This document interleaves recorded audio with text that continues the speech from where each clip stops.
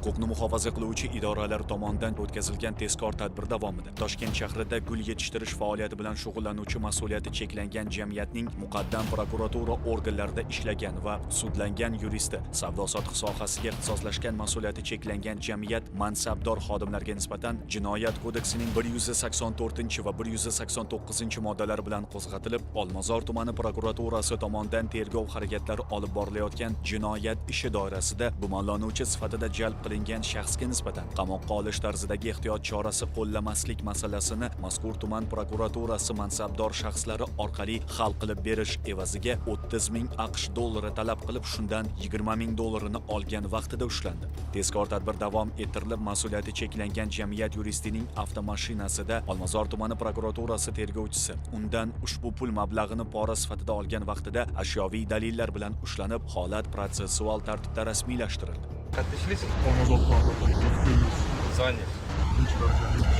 Chap qo'llarini barmoq sohalarida 1-2,